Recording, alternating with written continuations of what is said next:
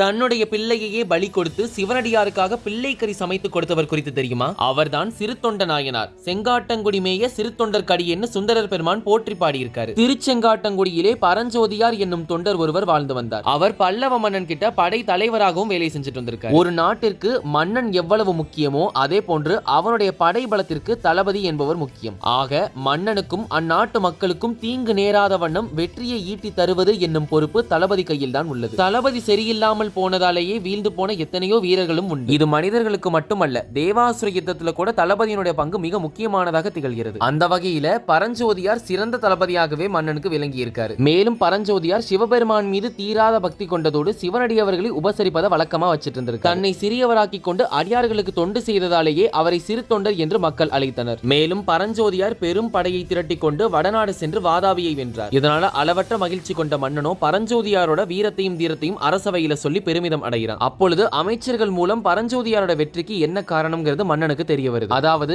இறைவனின் மீது தீராத பக்தி கொண்ட சிவ தொண்டராகிய பரஞ்சோதியார் நம்முடைய படையிலே இருக்கும் வரை நமக்கு தோல்வி என்பதே கிடையாதுன்னு அமைச்சர்கள் சொல்றாங்க. பரஞ்சோதியாருடைய சிறப்புகளை கேட்டறிந்த மன்னனோ தெய்வம் போல் வணங்கக்கூடியவரை போர் முனைக்கு அனுப்பிவிட்டோம் என மன வருத்தப்படுறாரு. இதனால மன்னன் உடனே பரஞ்சோதியாரை அரசவைக்கு வர சொல்றாரு. அப்பொழுது மன்னன் பரஞ்சோதியாரை பார்த்து இனியும் தாங்கள் எமக்கு ஏவல் புரிதல் ஆகாதுன்னு சொல்றாரு. மேலும் நிறைய பொன்னையும் பொருளையும் அவருக்கு கொடுத்து இனிமே நீங்க எனக்கு தளபதியாக இருக்க வேண்டாம், திருத்தொண்டராகிய நீங்கள் இனிமேல் சிவத்தொண்டே புரியுங்கள் என்று அவருடைய ஊருக்கே அனுப்பி வைக்கிறார். இதனால் பரஞ்சோதியார் மன்னனுடைய கட்டளைக்கு கட்டுப்பட்டு தன்னுடைய ஊருக்கே திரும்புகிறார். அங்க திருவெண்காட்டு நங்கை என்னும் பெயருடைய மங்கை நல்லாளை மனம் புரிந்து கொண்டார். இவர்களுடைய குற்றமில்லாத இல்லறத்தின் வாயிலாக எம்பெருமானின் திருவருட்கருணையினால் சீராளன் என்ற ஒரு அழகிய ஆண் குழந்தையை பெற்றெடுத்தனர். அடியார்கள் உண்ட பிறகு கணவனும் மனைவியும் சாப்பிடுறத வழக்கமாக கடைபிடித்துட்டு வராங்க. இந்த சமயத்துல சிறுத்தொண்டருடைய சிறப்பை உலகுக்கு உணர்த்தணும்னு சிவபெருமான் முடிவு செய்கிறார். அதற்கு ஏற்ற மாதிரி ஒரு சூழ்நிலையும் அமைந்தது. அன்றைக்கு வழக்கமாக சீராளன் பள்ளிக்கு சென்றிருந்தான். அப்பொழுது விருந்தினர் சிவனடியார் யாராவது வருவாங்கன்னு எதிர்பார்த்துட்டே இருக்காங்க. ஆனால் யாருமே சிறுத்தொண்டரோட வீட்டுக்கு வரல. அதனால சிறுத்தொண்டரும் அவருடைய மனைவியும் சிவனடியார் வரும் வரை சாப்பிடக்கூடாதுங்கிறதுக்காக பட்னியாக காத்துக்கிட்டே இருக்காங்க. ஆனால் எவ்வளவு நேரம் காத்திருந்தும் ஒரு பையனும் இல்லை. அதனால சிறுத்தொண்டர் நான் வெளியில போய் தேடிட்டாவது ஒரு சிவனடியாரை கூப்பிட்டு வரேன்னு வெளியே கிளம்புறாரு. அந்த சமயத்துல சிவபெருமான் பைரவ சன்னியாசியாக வேடம் பூண்டு சிறுத்தொண்டருடைய வீட்டுக்கு முன்னாடி வந்து நிற்கிறாரு. அப்படி நின்னபடியே எம்பெருமானோ சிவனடியார்களுக்கு திருவமுது செய்விக்கும் சிறுத்தொண்டர் வீட்டில் இருக்கிறாரா என்று கேட்டார். இந்த சத்தத்தை கேட்ட சந்தனநங்கை என்னும் பணிப்பெண் வெளியே வந்து சிறுத்தொண்டர் இப்ப வந்துருவாரு, நீங்க உள்ள வந்து உட்காருங்கன்னு சொல்றாங்க. இதற்கு பைரவ சன்னியாசி ரூபத்தில் இருக்கக்கூடிய எம்பெருமானோ பெண்கள் தனியாக இருக்கும் இடத்தில் யாம் தங்குவதில்லைன்னு சொல்றாரு. அப்பொழுது அங்க வந்த சிறுத்தொண்டரின் மனைவியோ சுவாமி உள்ள வந்து உட்காருங்க, இப்பொழுது என் நாயகன் சற்று நேரத்தில் வந்துடுவார்னு சொல்றாங்க. அதற்கு அந்த அடியவரோ கொஞ்சம் கூட இசையவே இல்லை. அதனால அந்த அம்மையோ சுவாமி நீங்க சாப்பிடாம நாங்க சாப்பிட மாட்டோம்னு சொல்றாங்க. அது மட்டும் இல்லாம ஆயிரக்கணக்கான சிவனடியார்கள் அமுது செய்யக்கூடிய இந்த திரு இல்லத்துல இன்னைக்கு ஒரு அடியவர் கூட வரலன்னு சொல்றாங்க. அதனாலதான் என்னுடைய நாயகன் சிவனடியார்களை தேடி வெளியே சென்றிருக்காரு, இன்னும் கொஞ்ச நேரத்துல வந்துடுவாரு, அதனால நீங்க வீட்டுக்குள்ள வாங்கன்னு சொல்றாங்க. ஆனால் அப்பொழுதும் அடியவர் இசைந்து கொடுக்கவில்லை. மேலும் வடபுலத்தில் இருந்து யாம் புறப்பட்டு வந்தது தொண்டரை காண்பதற்காகத்தான், அவர் இன்று யாம் மனைக்குள் தங்குவதாக இல்லைன்னு சொல்றாரு. வேணும்னா அங்க இருக்கக்கூடிய ஆத்திமரத்தின் கீழே அமர்ந்திருக்கேன், என்னுடைய அடையாளங்களை சொல்லி சிறுத்தொண்டர் வந்தார்னா அனுப்பி வைங்கன்னு சொல்றாரு. பைரவர் சென்ற சற்று நேரத்திற்குள்ள அடியார்கள் யாரையுமே காணதுனால சிறுத்தொண்டர் வீட்டுக்கு வராரு. அப்பொழுது அவருடைய மனைவியோ ஆத்திமரத்தின் கீழே அமர்ந்திருக்கக்கூடிய அடியவருடைய குறிப்புகளை சொல்லி சிறுத்தொண்டரை அனுப்பி வைக்கிறாங்க. மகிழ்ச்சியோடு சென்ற சிறுத்தொண்டரோ அடியவரை வீட்டிற்கு அமுதுன்னு அழைக்கிறாரு. ஆனால் அதற்கு அந்த அடியவரோ நான் கேட்கக்கூடிய உணவை உன்னால தர முடியாதுன்னு சொல்றாரு. அதற்கு சிறுத்தொண்டரோ எந்த உணவாக இருந்தாலும் பரவாயில்லை சுவாமி, அடியேன் தருகிறேன்னு சொல்றாரு. அதற்கு சிவனடியாரோ நாம் 6 மாதத்திற்கு ஒரு முறைதான் உண்போம், பசுவை வதைத்து தான் உண்பது வழக்கம், அக்காலம் இன்றுதான் வந்தது, உம்மால் அத்தகைய பசுவின் மாமிச உணவை சமைத்து அமுது செய்ய முடியுமா என்று கேட்டார். அதற்கு சிறுத்தொண்டரோ அவ்வளவுதான சுவாமி, 3 வகையான ஆணிரைகள் அடியேன் கிட்ட உண்டு, உங்களுக்கு எந்த ஆணிரை பிடிச்சிருக்குன்னு சொல்லுங்க, அதனை சமைத்து தருகிறேன்னு சொல்றாரு. ஆனா இப்பொழுதுதான் ஒரு திடுக்கிடும் தகவலை அந்த சிவனடியவர் கூறுகிறார். அதாவது பசுவென்றால் நீர் எண்ணுவது போல் விலங்கினத்தை பற்றி நாம் கூறவில்லை, யாம் குறிப்பிடுவது பசு, அதாவது 5 ஆண்டு பிராயமுள்ள இளம் ஆண் பிள்ளையை தான் சொல்றாரு. மேலும் ஒரு சில நிபந்தனைகளையும் வைக்கிறார். அதாவது அந்த ஆண் பிள்ளைக்கு அங்கங்களில் எந்தவித பழுதும் இருக்கக்கூடாது, அந்த ஆண் பிள்ளையையும் யாம் கூறுவது போன்ற பக்குவத்தில் தான் கறி சமைத்தல் வேண்டும்னு சொல்றாரு. அது மட்டும் இல்லாம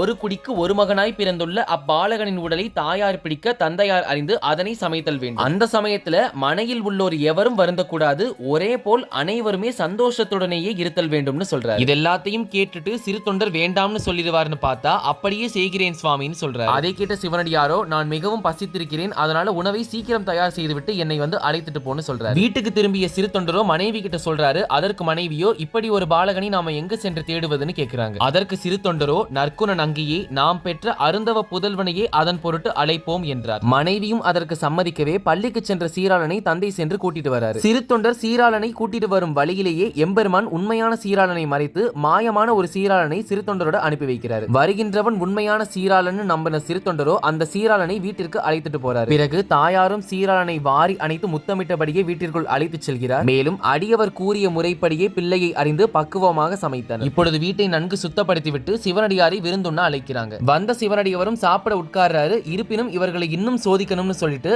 நான் சொன்ன எல்லா உறுப்புகளையும் படைத்தீர்களான்னு கேட்கிறாரு. அதற்கு நங்கையாரோ தலை இறைச்சியை மட்டும் அமுதுக்கு உதவாதென்று சமைக்கவில்லைன்னு சொல்றாங்க. ஆனா அதை கேட்ட இறைவனோ அதனையும் யாம் உண்போம்னு சொல்றாரு. ஆனால் தலை இறைச்சியை நாம சமைக்கவில்லையேன்னு திருவெண்காட்டு நங்கையார் யோசிச்சுட்டு இருக்கும் பொழுதே சந்தன நங்கையார் அதனையும் சமைத்து நான் பக்குவப்படுத்தி வைத்துள்ளேன்னு சமையலறையிலிருந்து அதை எடுத்துட்டு வராங்க. அம்மையாரும் நாயனாரும் சந்தன தாதியாரின் திறத்தினையும் பேராற்றலையும் தக்க சமயத்தில் தங்களை காத்த நிலையையும் எண்ணி உள்ளுக்குள் மகிழ்ந்தனர். அம்மையார் தலை இறைச்சியையும் இறைவனுக்கு படைக்கிறாங்க. சிறு தொண்டர் அன்போடு அடியாரை நோக்கி சுவாமி அமுது செய்து அருளலாமே என்று வணங்கி நின்றார். ஆனா இவ்வளவு நேரம் சிவபெருமான் அவர்களை சோதித்தது என்பது ஒரு சிறு துளியளவுதான். இப்பொழுதுதான் உண்மையான சோதனையே சிறு தொண்டருக்கு இருக்கு. சாப்பிட சொன்ன சிறு தொண்டரை பார்த்து இறைவன் என்ன சொல்றாருன்னா அடியவர்கள் யாரையாவது அழைத்து வரும் யாம் தனித்து உண்பதில்லைன்னு சொல்றாரு. மீண்டும் தேடிய சிறு தொண்டர் எந்த ஒரு அடியவரையும் காணாதனால வாடிய முகத்துடன் வந்து நிற்கிறார். மேலும் சுவாமி எங்க தேடியும் எந்த ஒரு சிவனடியாரையும் என்னால தேடி கண்டுபிடிக்க முடியலன்னு சொல்றாரு. ஆனா அதை கேட்ட இறைவனோ நீங்களும் ஒரு சிவனடியார் தானே, அதனால என் கூட வந்து பக்கத்துல உட்கார்ந்து சாப்பிடுங்கன்னு சொல்றாரு. இதற்கும் சிறு தொண்டர் இசைந்து அவருக்கு அருகிலே சாப்பிட உட்கார்கிறார். சிவனடியாருக்கு அன்னம் படைக்கப்பட்டது போலவே சிறு தொண்டருக்கும் அன்னம் படைக்கப்படுது. அப்பொழுது சிறு தொண்டர் சாப்பாட்டுல கை வைக்க போறாரு. அதை பார்த்த சிவனடியாருக்கோ கடுமையான கோபம் வருது. 6 மாதம் நான் பசியோட இருக்கேன், ஆனால் தினமும் சாப்பிடக்கூடிய உனக்கு அதற்குள்ள பசிக்குதோன்னு சொல்றாரு. அதனால உம்முடன் யாம் உண்பதாக இல்லை, நம்முடன் உண்ண உமக்கு மகன் இருந்தால் அழைத்து வாரும் என்று ஆணையிட்டார். இதனை கேட்டு திகைத்து போன சிறு தொண்டரும் அவருடைய மனைவியாரும் என்ன செய்வதனே தெரியாம மனம் வருந்துறாங்க. அப்பொழுது சிறு தொண்டர் வழக்கம் போல தன்னுடைய புதல்வனை அழைக்கும் பொருட்டு நமச்சிவாய மந்திர சக்தியால் வாய்விட்டு சீராளா வருக என்று அழைத்து விட்டார். அம்மையாரும் கண்ணே மணியே சீராளா வாராய், சிவனடியார் நாம் உய்யும் நிலை பெற உடன் இருந்து திருவமுது செய்ய உன்னையும் அழைக்கின்றார், வா மகனே வா என்று உரக்க அழைத்தார். அப்பொழுது எல்லாம் வல்ல இறைவனின் திருவருளால் சீராளன் பள்ளி சென்று திரும்பி வரும் பிள்ளை போல் சதங்கை ஒலிக்க ஓடி வந்தான். பிள்ளையை கண்ட தாய் தந்தைக்கு அளவற்ற மகிழ்ச்சி. பெற்றோர்கள் ஒன்றுமே புரியாமல் திகைத்து நின்றனர். எம்பெருமான் பைரவராக வந்து மாயம் புரிவதை அவர்கள் எவ்வாறு அறிய இயலும்? அதனால பெற்றோர்கள் தன்னுடைய பிள்ளையை அழைத்துக் கொண்டு வீட்டிற்குள்ள போறாங்க. ஆனால் அங்க பைரவர் இல்ல. உணவை நோக்கினார். களத்தில் கரிகள் இல்லை. இல்லத்தில் பேரொளி பிறந்தது. கைலை மலை மீது களிநடனம் புரியும் மாதொரு பங்கன் மலைமகளுடன் வெள்ளி விடையின் மேல் அருட்காட்சி தந்தார். பூதகணங்கள், தேவர்கள், முனிவர்கள், விஞ்சையர்கள் முதலியோர்கள் என அனைவரும் புடை சூழ்ந்து தேவகானம் எழுப்பினர். சிறு தொண்ட நாயனாரும் திருவெண்காட்டு நங்கையும்